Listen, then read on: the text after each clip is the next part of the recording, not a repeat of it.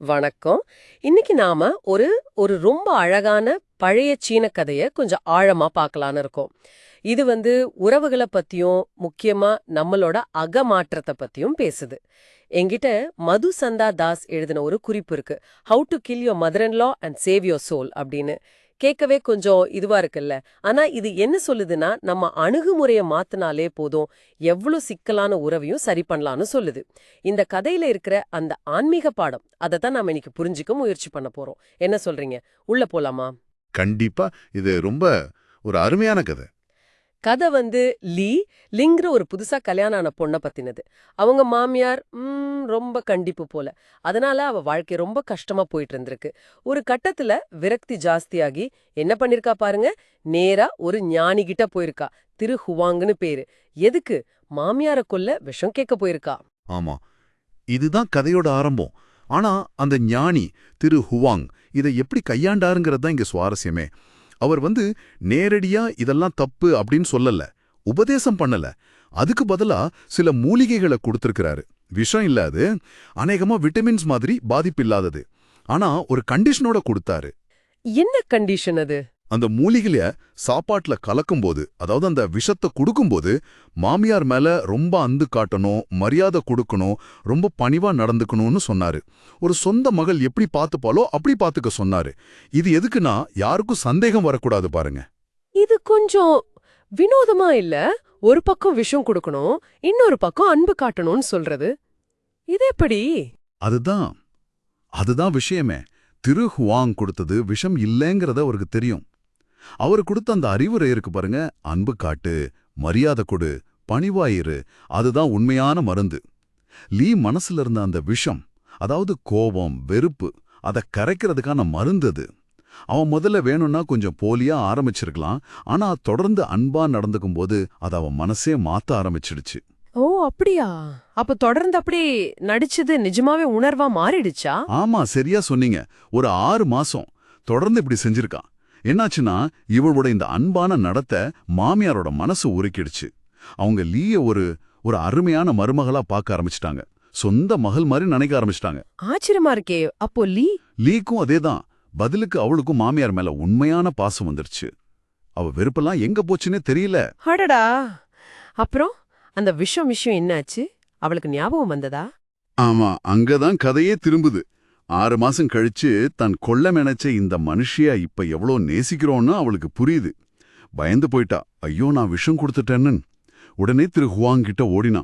ஐயா, அந்த விஷத்துக்கு மாற்று மருந்து கொடுங்கன்னு கேட்டா. அப்போதான் திரு ஹுவாங் உண்மையே சொல்றாங்க. என்னன்னு? நான் கொடுத்தது விஷமே இல்ல. அது வெறும் விட்டமின்ஸ் மாதிரி பாதிப்பில்லாத மூலிகை தான். உண்மையான விஷம் உன் மனசுல இருந்த வெறுப்பு தான். நீ காட்டின அன்பு, நீ செஞ்ச சேவை, அதுதான் அந்த விஷத்தை கரைச்சிருச்சுன்னு விளக்கினாரு. வாவ்! இது இது வெறும் ஒரு குடும்ப கதை மாதிரி இல்ல. இதுல ஒரு பெரிய ஆன்மீக பாடம் இருக்கு இல்லையா? நிச்சயமா, ரொம்ப ஆழமான பாடம். நம்ம மனப்பான்மையும், நம்ம செயல்களும், நம்ம சுத்தி இருக்கிற சூழலை எப்படி மாத்துதுங்கிறதுக்கு இது ஒரு நல்ல உதாரணம். ஆமா, அன்பு, பொறுமை, அப்புறம் நம்ம மனப்பான்மைய மாத்திக்கிறது, இதுக்கு எவ்வளவு சக்தி இருக்குன்னு இது காட்டுது. இந்த குறிப்புல சொல்ற மாதிரி இத பகவத்கீதையோட அழகா இணைக்கலாம். குறிப்பா 12வது அத்தியாயம், ஸ்லோகம் 13, 14. ஓ, கீதையோட இதை எப்படி பொருத்தலாம்? அந்த ஸ்லோகங்கள் என்ன சொல்லுது? அந்த ஸ்லோகங்கள் ஒரு பக்தனோட குணங்கள பத்தி பேசுது. அதாவது யாரிடமும் பொறாமை இல்லாம இருக்கிறது, எல்லா உயிர்களிடத்தும் கருணையா, நண்பனா இருக்கிறது, அகங்காரம் என்னுடையதுங்கிற எண்ணம் இல்லாம இருக்கிறது, இன்பம் துன்பம் ரெண்டுலயும் சமமா இருக்கிறது, எப்பவும் திருப்தியா உறுதியான பக்தியோட இருக்கிறது. இதெல்லாம் தான் அந்த குணங்கள். ஓஹோ, அப்போ லீலி அவளே அறியாமலேயே இந்த குணங்களை கடைபிடிக்க ஆரம்பிச்சிட்டாளா?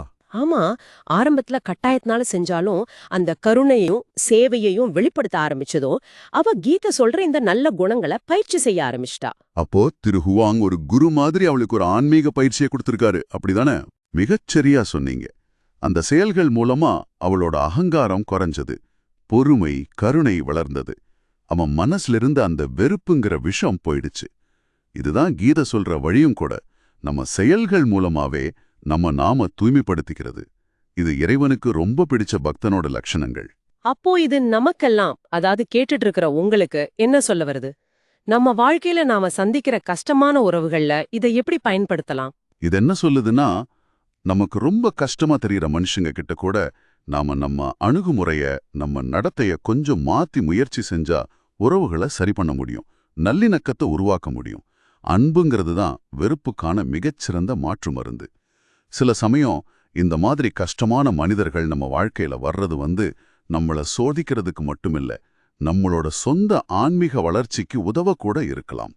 நம்ம கிட்ட இருக்கிற குறைகளை, எதிர்மறை எண்ணங்களை பார்த்து சரி பண்ணிக்கிறதுக்கு ஒரு வாய்ப்பா இருக்கலாம். ஆமா, நம்ம செயல்கள் நம்ம உள் உலகத்தை மாத்தும், அந்த உள் மாற்றம் நம்ம வெளி உலகத்தையும் மாத்தும். இது ஒரு அருமையான பாடம். நம்ம அக மாற்றம் எப்படி நமக்கு வெளியில சமாதானத்தை, நல்லிணக்கத்தை கொண்டு வருதுன்னு இது காட்டுது. உண்மையான விஷயம் வெளியில இல்ல, நம்ம மனசுக்குள்ளதான் இருக்கு. அது அன்பு, பொறுமை, சேவை மூலமா குணப்படுத்த முடியும். ஆமா, இது பகவத்கீதை சொல்ற தத்துவத்தோட ரொம்ப அழகா பொருந்துது. நல்ல குணங்களை வளர்க்கறதும், பக்தி செய்யறதும் மன அமைதிக்கும், இறைவனை அடையறதுக்கும் வழி. நாம எப்படி நடந்துக்கிறோமோ அதுதான் நம்ம உலகத்தை உருவாக்குது. சரி, இறுதியா நீங்க யோசிக்கிறதுக்கு ஒரு கேள்வி. இவ்வளவு கசப்பான ஒரு உறவை வெறும் அன்பும் மனப்பான்மைய மாத்திக்கிட்டதும், தொடர்ந்து செஞ்ச நல்ல செயல்களும் சரி பண்ணுச்சுன்னா, உங்க வாழ்க்கையில வேற எந்த சூழ்நிலையில இல்ல எந்த உறவுல இந்த அணுகுமுறையை பயன்படுத்தினா ஒருவேளை நீங்க எதிர்பார்க்காத நல்ல மாற்றங்களையோ இல்ல ஒரு ஆழமான புரிதலையோ கொண்டு வர முடியும்? யோசிச்சு பாருங்க.